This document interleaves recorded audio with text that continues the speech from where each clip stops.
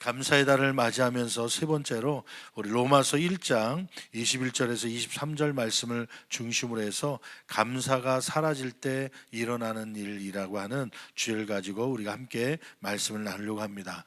로마서는 바울 사도를 통해서 성령의 감동을 받은 바울 사도가 하나님의 말씀을 로마에 있는 성도들에게 전한 내용이 바로 로마서에 있는 말씀이죠. 특별히 로마서 1장은 인간의 죄가 어떻게 깊어져 가는지에 대한 그 정신적 영적 단계를 보여주고 있습니다. 그래서 오늘 말씀 가운데 보면 이 마음이 생각이 허망해지고 또 미련하여지고 어두워짐으로 인해서 24절 25절 말씀 보면 우상 숭배, 하나님을 섬겨야 되는데 하나님께서 만들어 놓은 피조물을 경배하고 있고 그런 우상 숭배를 할 뿐만 아니라 26절 27절 말씀에 보면 동성애, 하나님은 순리, 하나님의 원리는 남자가 여자가 서로 사랑할 수 있는 순리를 주셨는데 근데 그 영리로 거기에 보니까 26절에 부끄러운 욕심 때문이라고 말하고 있습니다. 여자가 남자를 사랑하지 않고 여자가 여자를 사랑하고 또 남자가 여자를 사랑해야 되는데 남자가 남자를 영리로 사랑하는 그러한 동성애에 대해서 지적하고 있는 것이죠. 그 다음에 29절부터 31절까지의 말씀을 보면 합당하지 못한 일에 대해서 기록하고 있습니다. 시기, 살인, 분쟁, 사기, 또 악독이 가득한 자, 수근수근거리는 거, 비방, 뭐 여러 가지 죄악들이 이러한 인간들의 발전 단계를 이 죄에 대한 깊어짐을 보여주는데 충격적인 것은 그 모든 죄악의 시작이 오늘 21절 말씀에 이렇게 기록하고 있는데 중요한 말씀인데 21절 한번 볼까요? 이러한 우상 숭배와 동성애와 시기와 사기와 살인과 교만과 이러한 부모를 거역하는 모든 죄악들이 무엇으로부터 출발점이 되었는지 한번 21절 말씀 같이 한 목소리로 봉독합니다. 하나님을 알되 하나님을 영화롭게도 아니하며 감사하지도 아니하고 오히려 그 생각이 허망하여지며 미련한 마음이 어두워졌나니. 그 생각이 허망하고 미련하게 되고 어두워졌던 그 출발점이 뭐냐면 하나님을 알지만 뭐하지 않은 거예요? 영화롭게도 하지 않냐고 뭐하지도 않고 감사하지도 않은 거예요. 그러니까 다른 말로 얘기하면 우상 숭배와 동성애와 온갖 추악한 죄악들의 출발점은 뭐냐면 감사하지 않은 데서부터 시작되는 것이죠. 여러분 중요한 것은 거기 21절 말씀 보니까 감사하지 않은 것이 하나님을 몰라서가 아니에요. 거기 보니까 하나님을 뭐하되 알되, 그 안다라고 하는 원어적인 뜻을 보니까 경험적으로 아는 것, 체험적으로 아는 것. 그 앞에 있는 말씀에 보면 만물을 통하여서 하나님께서 창조하셨다는 것을 알면서도 보았으면서도 체험했으면서도 뭐하지 않는 거예요? 감사하지 않은 거예요. 그러면 이런 사람들은 교회 안에 있겠습니까? 교회 바깥에 있겠습니까? 교회 바깥에 있는 사람은 하나님을 모르는 사람들이죠. 하나님을 안다는 사람들은 교회에 최소한 들어온 사람들이에요. 근데 교회 안에 하나님을 안다고 들어와 있으면서도 하나님께 뭐하지 않는다는 거예요? 감사치 않은 거예요. 결국 그 감사치 않은 것 때문에 허망해지고 미련해지고 그 다음에 또 어두워져서 이러한 우상숭배와 동성애와 이러한 온갖 추악한 합당하지 않은 일을 범하는 일들이 이루어지게 되는 것이죠. 오늘은 이러한 범죄의 출발점이 감사하지 않으면 우리 가운데 구체적으로 어떤 일이 벌어지는지에 대해서 살펴보면서 피차 은혜 받는 저와 여러분 되기를 간절히 축원합니다. 첫째로 감사가 사라지면 생각이 허망해진다고 하나님은 말씀하고 계십니다. 21절 다시 한번 읽어볼까요? 같이 봉독합니다. 하나님을 알되 하나님을 영화롭게도 아니하며 감사하지도 않. 잠깐만, 영화롭게 하지 아니한다는 게 뭐냐면 우리가 흔히 쓰는 단어가 영광을 돌린다라는 게 있어요. 영광이라는 말은 헬라어로 독사라는 말을 씁니다. 독사는 뭐냐면 돌려주다는 거예요. 하나님이 받아야 될 그 자랑을 우리가 받는 것이 아니라 하나님께 그 자랑을 올려드린 게 바로 영광을 올려드린다는 표현이에요. 우리나라 말로 이제 그런 거 있잖아요. 역시라는 말이 뭐예요? 아버지 진짜 아버지다운 역시 잘하시네요. 야 아들아 넌 역시 내 아들이다. 내 아들만큼 잘한다는 것이죠.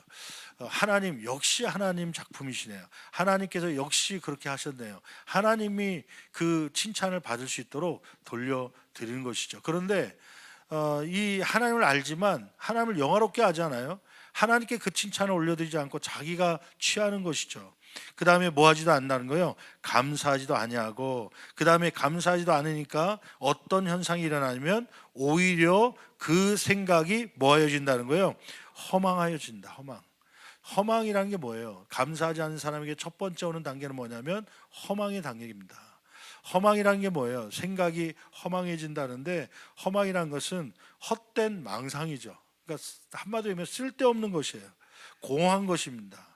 목적을 잃어버렸다는 뜻을 갖고 있어요. 여러분, 하나님께서 인간을 창조하실 때 목적이 있었죠. 이사야서 말씀해 보면 내가 너희를 창조하였나니 나의 찬송을 부르게 하려 함이다. 그러니까 하나님께 찬송, 감사, 찬송을 올리게 하는 목적을 가지고 우리를 창조하셨는데, 그런데 인간들이 뭐 하지 않은 거예요? 감사치 않은 거예요. 그런 쓸데없는 생각과 쓸데없는 것을 담아두는 것이죠. 그 쓸데없는 것 가운데 가장 핵심적인 건 뭐냐면 불평과 원망이 감사 대신에 들어간 것입니다. 그게 바로 허망입니다. 하나님이 볼 때는 전혀 도움이 되지 않는 것들을 채워놓는 것이죠. 생각 속에요. 여러분, 하나님을 감사치 않은 사람은 더 많이 가져도 쓸데없는 것을 가진 공허한 마음이 드는 거고요. 더 누려도 행복하지 않는 것입니다. 여러분, 감사할 수 있는 저 여러분의 삶이 되기를 간절히 축원합니다. 목적을 잃어버려서 중심을 잃고 하나님을 잃은 그러한 삶이 되지 않기를 간절히 축원합니다. 둘째로, 감사가 사라지면 마음이 미련하게 됩니다. 미련하게 된다. 그 21절 중반절 말씀 보니까 감사하지도 아니하고 오히려 그 생각이 허망하여지며, 그 다음에 마음이 어떻게 된 거예요? 지혜로운 것이 아니라 미련한 마음이 된 거예요. 미련하다. 22절 23절 이렇게 그 미련함이 구체적으로 기록되고 있죠. 22절 같이 한 목소리로 봉독합니다. 스스로 지혜 있다 하나 어리석게 되어, 그 어리석게 되어 이렇게 수준 높게 말했지만 한마디로 얘기하면 바보가 되었다는 거예요. 스스로 지혜 있다 하지만 너는 바보야. 그 다음에 23절 같이 읽어봅니다. 썩어지지 아니하는 하나님의 영광을 썩어질 사람과 새와 짐승과 기어다니는 동물 모양의 우상으로 바꾸었느니라. 그러니까 미련한 마음이 되면 그 언어적 뜻을 보니까 옳고 그름을 구분하지 못하는 상태입니다. 그러니까 미련하다는 것이 수학 공식 못 풀고 그런 것이 아니라, 영어 단어 못 외우는 게 미련한 것이 아니라, 하나님 안에서 미련한 것은 무엇이냐면 옳은 것과 잘못된 것을 구분하지 못하는 것이에요. 그러니 하나님을 섬겨야 되는 사람들이 우상, 어떤 피조물들, 어떤 조각들을 만들어 놓고 절하고 그러는 것이죠. 이 옳고 그름을 모르니까 순리대로 살지 않고 영리대로 살아가는 그러한 일들을 하게 되는 것이죠. 왜 미련하게 됩니까? 감사하지 않는 것은 하나님을 인정하지 않는 것이 되며, 그 하나님이 그 삶 가운데 없다는 것인데 지혜 하나님이 함께할 수 없다는 것이에요.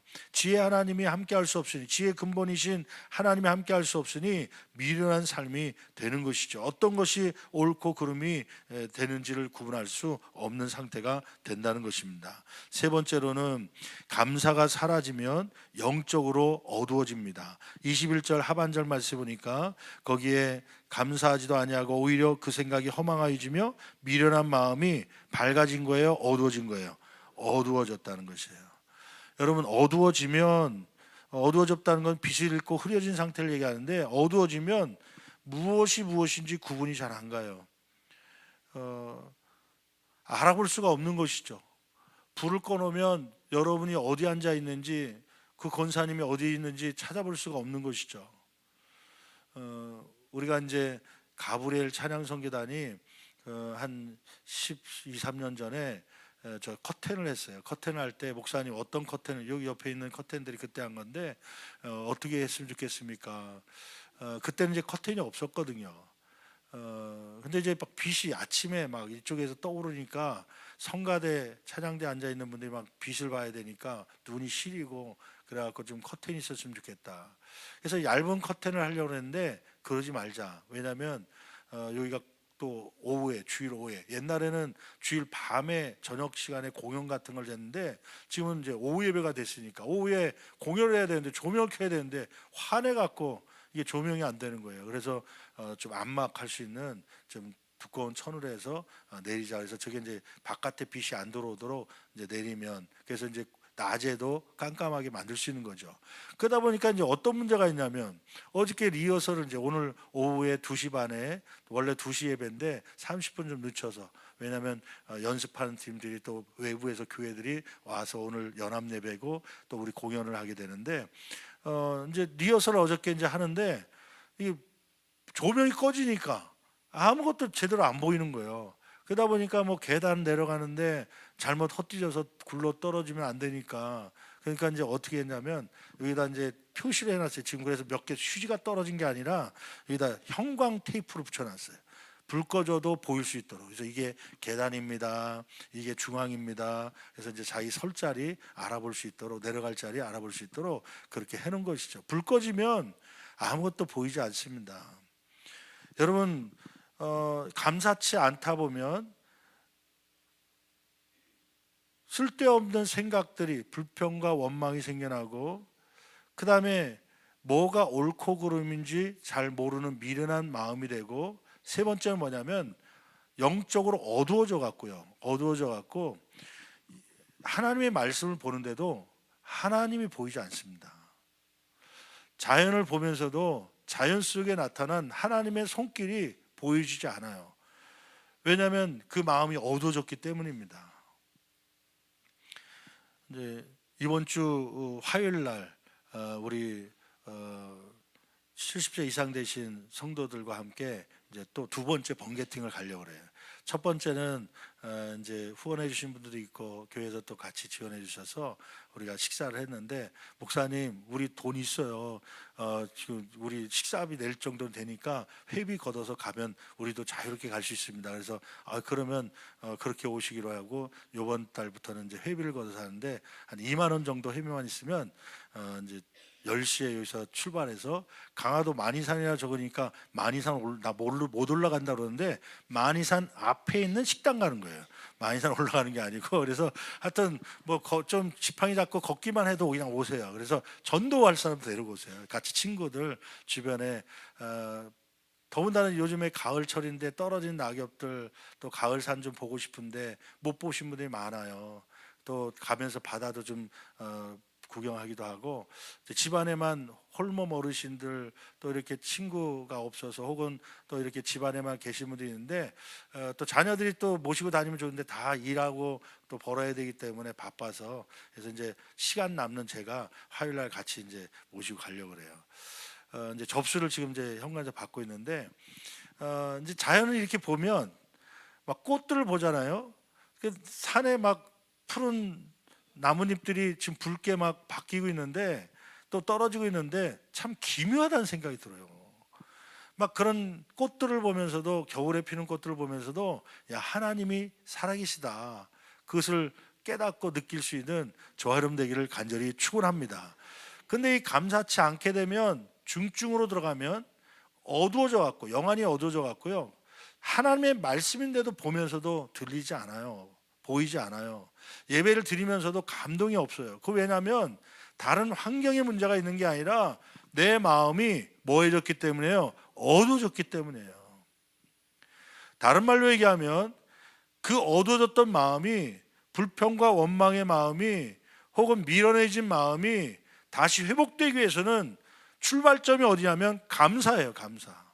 감사가 회복되면 허망했던 생각이 밝아지고, 미래했던 마음이 지혜로워지고, 어두워졌던 눈이 이제는 밝아져 갔고요, 이제는 하나님을 보고 풀 하나 속에서, 나뭇잎 하나 속에서 하나님을 느끼게 되는 것이에요. 이러한 삶이 저와 여러분 가운데 있기를 간절히 축원합니다. 감사가 사라지면 어둠이 마음을 지배하기 때문에 죄와 하나님이 보이지 않는 것이죠. 이게 죄인지도 모르고 그냥 밟고 다니고, 하나님이 계신데도 하나님이 계신지도 모르고 다니는 것이죠. 여러분, 결국 영적 감각이 무뎌진 이런 사람들은 적극적인 우상 숭배에 몰입하게 됩니다. 그래서 아까 얘기했던 대로 24절 25절 이런 상태에 간 사람들은 이제는 몸에 이러한 질병이 왔기 때문에, 영적인 질병이 왔기 때문에 현상들이 나타나는데 우상 숭배. 다음에 두 번째는 27절 말씀해 보니까 동성애. 그리고 29절 이후에 말씀해 보면, 28절 이후에 말씀해 보면 합당하지 못한 죄, 그런 것들을 증상으로 나타나는 거예요. 왜 증상으로 나타나냐면 허망과 미련함과 그 다음에 어두워졌기 때문에, 영적으로. 그 원인은 어디서 됐다고요? 감사치 않았기 때문에. 여러분, 오히려 감사함으로 밝아지고 감사함으로 지혜로워지고 감사함으로 영이 빛을 갖게 되기를 간절히 축원합니다. 그러므로 감사는 단순한 예절 수준이 아닙니다. 야, 그래도 얘가 예절이 있지, 감사하다고 인사해야지. 그 예절 수준이 아니라 감사는 영혼을 살리는 생명선입니다. 여러분, 감사의 삶을 살아갈 수 있는 저와 여러분 되기를 간절히 축원합니다. 원리 가운데 호르메시스라는 게 있어요. 호르메시스. 이 호르메시스라고 하는 것은 뭐냐면, 그 뜻을 제가 설명해 드릴게요. 읽어 드릴게요. 적은 양의 스트레스나 독성은 오히려 생명체의 건강과 저항성을 증가시키는 현상. 이것이 바로 이제 호르메스라고 부르는데요. 호르메시스, 이것을 이제 꼭 맞는 건 아니지만 비유로 얘기 들자면, 비슷하게 얘기하자면 겨울철에 독감 예방주사랑 비슷한 거예요. 여러분, 그 방사선 있잖아요. 방사선이 몸에 좋습니까, 안 좋습니까? 안 좋죠. 그래서 방사선 치료실에 있는 분들은 막 방사선 이렇게 엑스레이 찍거나 뭐 할 때마다 피해 있죠. 그리고 뭘 입고 방사선 피해를 안 보도록 환자도 그렇게 조치를 하고 방사선 쬐지 않도록 그렇게 하죠. 그런데 항암 치료할 때 방사선으로 치료합니다. 독이지만 어느 정도 적당한 양이 되면 그것을 가지고 치료할 수 있는 약이 되는 것이에요. 이게 이제 호르메시스의 이제 이해할 수 있는 부분인데, 독감도 그래요. 독감 예방 주사는 백신을 맞는다고 하지만 그 백신은 뭐냐면 그 균을 넣어주는 거예요. 그 바이러스를 몸에 넣어주는 거예요. 이제 독감 예방 주사를 맞았는데 목사님 왜 또 이 독감을 들었을까요? 물어보시는 분이 있는데요. 제가 의사가 아니라서 정확하게 말은 못하지만 대충은 알잖아요. 그 해에 바이러스들이, 독감 일으키는 감기 바이러스들이 많아요. 뭐 그 중에 코로나도 있고 뭐 여러 가지도 다 넓은 의미에서는 다 그 독감인데, 그 유행할 이 지역에서 요번 연도에는 유행하겠다는 그 바이러스를 가지고 여러분의 몸속에 넣는 게 예방주사거든요. 그래서 소량을 넣어갖고 몸이 기억하게 하는 것입니다. 이러한 감기균이 오면 이렇게 싸우겠구나. 면역이 이제 한번 경험을 하는 것이죠. 그러고 나서 그 비슷한 독감이 오면 예전에 쌓았던 대적이니까 금방 면역력이, 저항력이 있어서 잘 싸워서 이겨나가는 거예요. 그래서 이 균을 혹은 바이러스나 독을 오히려 심어주는 게 독감 예방 주사 아닙니까? 근데 오히려 그것을 통해서 저항력을 갖게 되고 더 강하게 되는 것이에요.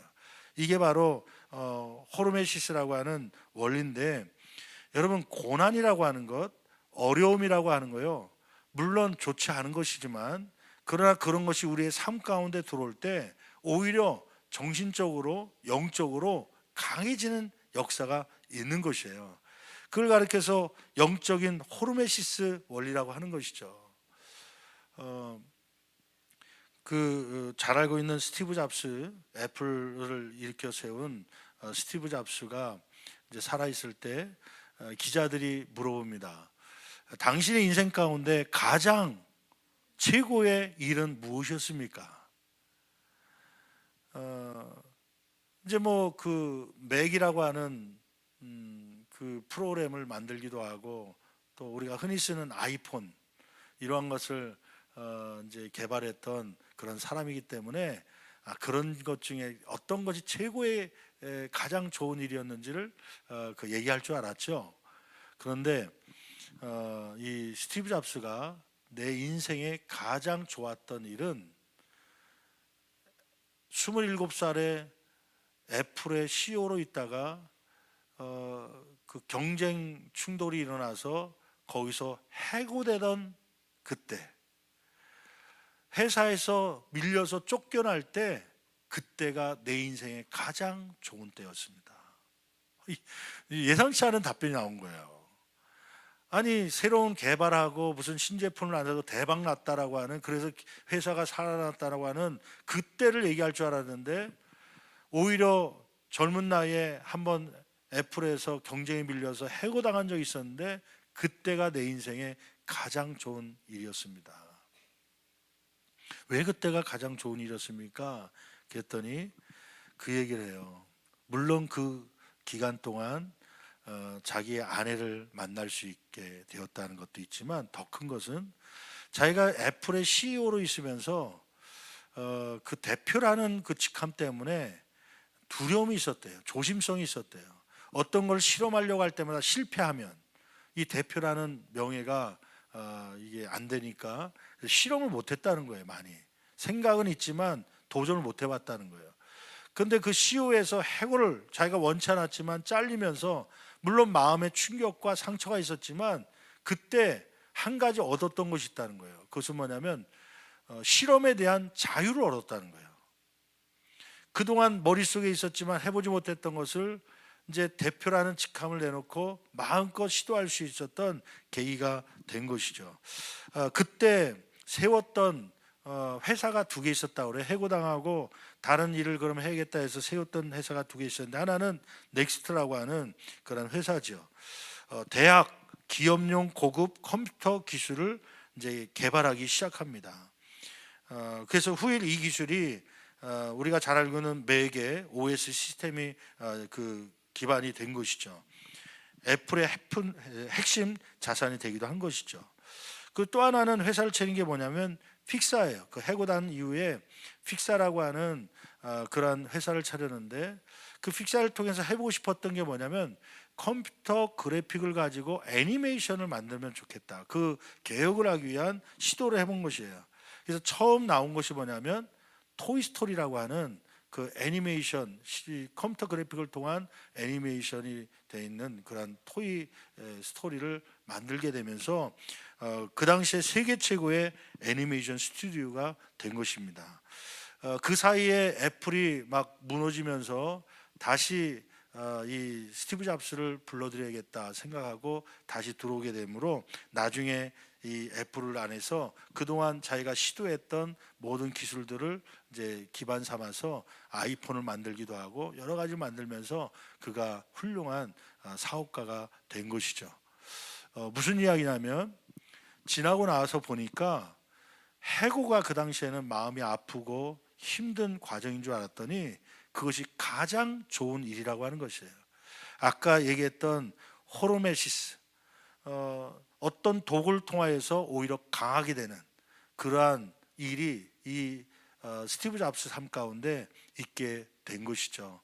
여러분, 우리가 어떤 삶의 가시 같은 일을 경험했을지라도 하나님은 그것을 통해서 강하게 만들어 주실 줄 믿고 감사할 수 있는 저와 여러분 되기를 간절히 축원합니다.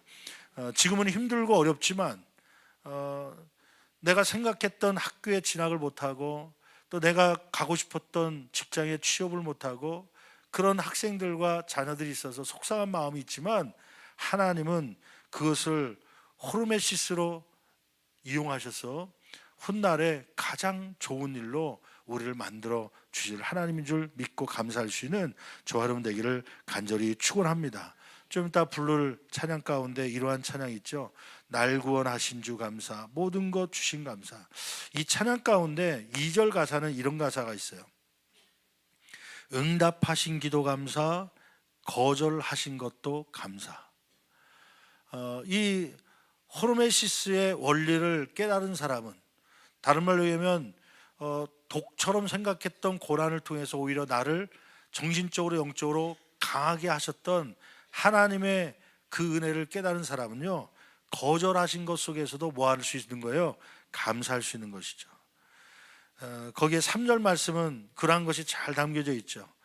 길가에 장미꽃 감사, 장미 가시도 감사, 기쁨과 슬픔도 감사. 기쁨만 감사하는 것이 아니라 슬픔도 호르메시스가 되게 하셔서 오히려 나를 강하게 하실 주님을 발견하면서 감사할 수 있는 것이죠. 여러분, 감사할 수 없는 순간에 이 호르메시스의 원리를 기억하면서요, 오히려 독을 통하여서 나를 강하게 하신 하나님, 그 하나님을 기억하면서 감사하다가 우리가 허망해지고 혹은 미련해지고 어두워지는 것이 아니라 오히려 밝아지고 지혜로워지고 영적으로 더 튼튼해질 수 있는 저와 여러분 되기를 간절히 축원합니다. 빌립보서 4장 6절에서 7절 말씀은 이렇게 기록하고 있는 것이죠. 빌립보서 4장 6절 7절 같이 한 목소리로 봉독합니다. 아무것도 염려하지 말고 다만 모든 일에 기도와 잠깐만요. 염려는 무엇 때문에 하냐면 기쁜 일 때문에 염려하는 사람은 별로 없어요. 슬픈 일 때문에, 어려운 일 때문에 염려를 하죠. 그러나 그 속에서 아무것도 염려하지 말고 다만 모든 일에 기도와 간구로 너희 구할 것을 무엇으로 하나님께 아뢰라? 감사함으로 아뢰라. 그러면 하나님께서 어떻게 만들어 주신다는 거예요? 7절 같이 읽어봅니다. 그리하면, 감사로 하나님께 기도하면 모든 지각에 뛰어난 하나님의 평강이 그리스도 예수 안에서 너희 마음과 생각을 뭐 하시리라? 지켜주시리라.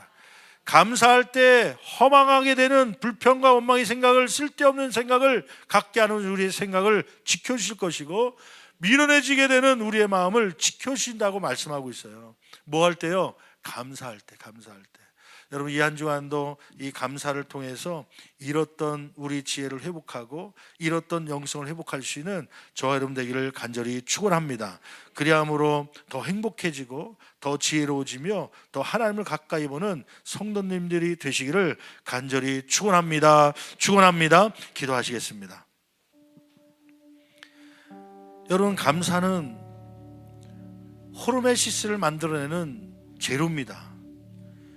똑같은 고난을 당하면서도 어떤 사람은 부정적 영향을 받는 사람이 있어요. 낙심되고 절망되고 포기까지 가는 사람들이 있어요. 그러나 그 고난을, 독성과 같은 그 고난을 오히려 긍정적인 효과로 호르메시스의 이 영향을 받는 분들이 있어요. 그 사람들은 누구냐면 그 고난 속에서도 감사하는 사람입니다. 감사는 부정적 영향력을 긍정적으로 바꾸는 사람이에요. 학교에서 떨어지고 혹은 직장에서 잘 안 되고 이러한 고난과 힘듦이 우리 가운데 있을 때 그걸 부정적으로 아니라 그냥 내버려두면 부정적으로 가는 것이죠. 허망해지고 미련해지고 어두워지는 삶으로 가는 것이죠. 그러나 그것을 호르메시스가 되기 위해서는 감사의 재료가 들어가면 됩니다. 감사는 그 상황을 역전시키는 거예요. 그 고난을 오히려 좋은 것으로 바꾸는 것입니다. 하나님, 나를 이러한 도구가 될 수 있도록, 나의 이러한 삶이 될 수 있도록 역사해 달라고 이 시간 두 손 높이 들고 주여 세미 외치며 간절히 기도합니다. 주여!